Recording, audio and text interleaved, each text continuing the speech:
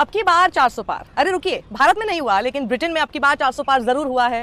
Britain के नए प्रधानमंत्री कायर स्टार्मर होंगे, जिनकी लेबर पार्टी ने 650 सीटों में से 412 सीटों पर जीत दर्ज की है। ऋषि सुनक की पार्टी कंजर्वेटिव्स की जबरदस्त हार हुई है। आप सोच रहे होंगे ये सब मैं आपको क्यों बता रही हूँ, तो इसका जवाब है, जब आप भारत में बैठकर चुनावों के एग्जिट पोल्स देखें तो आपको कोई भी न्यूज चैनल मूर्ख ना बना पाए आंकड़ों के दम पर। इसलिए आपको ये वीडियो पूरा देखना जरूरी है, क्योंकि जीत वहां पर हुई है लेकिन भारत के एग्जिट पोल्स की चर्चा जोरों पर है।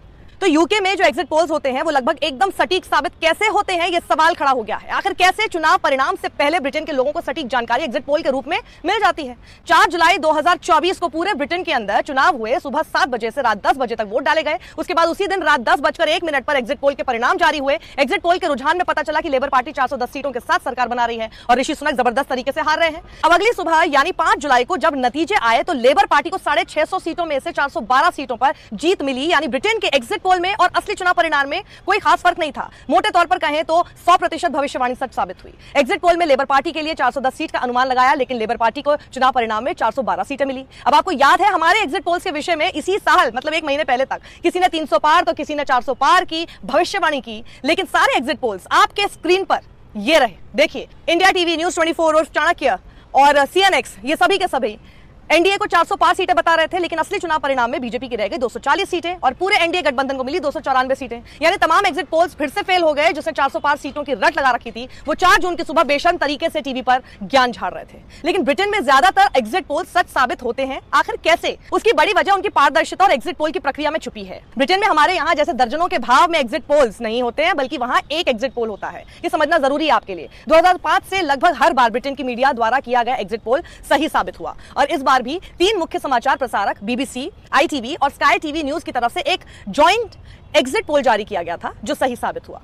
पर आखिर कैसे, यही तो सवाल है। उसकी वजह है कि ब्रिटेन के अंदर जो एग्जिट पोल किए जाते हैं उसका एक खास तरीका है और इस तरीके को गौर से सुनिए।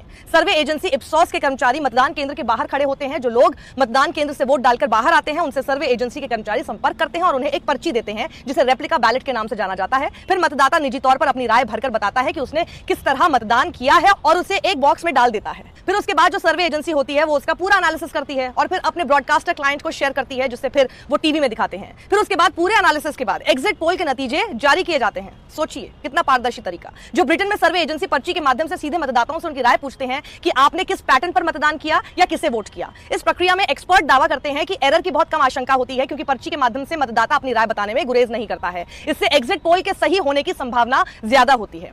ब्रिटेन में जो सर्वे एजेंसी इप्सॉस है उसके ज्यादातर पोल सटीक साबित होते हैं। इप्सॉस ने 1997 से एग्जिट पोल के आंकड़े जारी करना शुरू किया था। फिर 1997 में ही इप्सॉस के एग्जिट पोल के नतीजे सही साबित हुए और फिर 2001, 5, 15, 17, 19 और अब 2024 में फिर ब्रिटेन का एग्जिट पोल सही साबित हुआ। लेकिन 2010 में चुनावी परिणाम के नतीजे एग्जिट पोल के नतीजों के मुताबिक नहीं रहे। अब भारत में होने वाले एग्जिट पोल्स के बारे में देखते हैं कितने सच और कितने झूठ साबित होते हैं।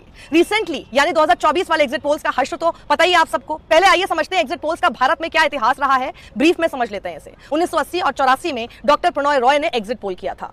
उसके बाद 1996 में दूरदर्शन ने एग्जिट पोल किया। यह पोल पत्रकार नलिनी सिंह ने किया था, लेकिन उसके आंकड़े जुटाने के लिए centre for the study of developing studies ने फील्ड वर्क किया था। उसके बाद से यह सिलसिला ऐसे ही बना हुआ है, लेकिन उस समय 1-2 एग्जिट पोल हुआ करते थे, जबकि आजकल दर्जनों एग्जिट पोल्स आपकी झोली में डाल दिए जाते हैं। और अब देखते हैं कि भारत में एग्जिट पोल्स का सफर आखिर कैसा रहा। वर्ष 2004 में सभी एजेंसियों ने इंडिया शाइनिंग का नारा देने वाली एनडीए को एग्जिट पोल में पूर्ण बहुमत का अनुमान लगाया था, लेकिन जब रिजल्ट आया तो एनडीए 200 सीटें भी नहीं पा पाई। इस दौरान लगभग ज्यादातर एग्जिट पोल गलत ही साबित हुए थे। 2009 में फिर एग्जिट पोल्स गलत साबित हुए। वर्ष 2009 के लोकसभा चुनावों में भी सर्वे करवाने वाली एजेंसियों के दावे अधिकतर फेल साबित हुए थे। एग्जिट पोल के अनुसार 2009 चुनाव में यूपीए को 199 और एनडीए को 197 सीटें मिल सकती हैं, लेकिन रिजल्ट में यूपीए को 262 सीटें मिली थी और एनडीए 159 सीट पर ही सिमट गई थी। फिर 2014-2019 में एग्जिट पोल सही साबित हुए। एग्जिट पोल के अनुमान भी मौसम विभाग के अनुमान जैसे होते हैं, कई बार बहुत सटीक होते हैं, कई बार उसके आसपास होते हैं और कई बार सही नहीं भी होते। और यहाँ पर तो हाल ज्यादातर सही ना होने का है। लेकिन इस बार भारत के सभी एग्जिट पोल्स जिस तरह बीजेपी की जुबान बोलते नजर आ रहे थे, शक गहराने लगा और मांग उठने लगी कि क्या ये शेयर मार्केट में हेर फेर कर पैसा कमाने का बहुत बड़ा रैकेट चल रहा है, इसकी जांच हो। तो अब लोग ये भी कहने लगे हैं कि जैसे यूके का रिजल्ट अब की बार 400 पार आया है, तो क्या हमारी गोदी मीडिया ब्रिटेन का रिजल्ट बता रही थी?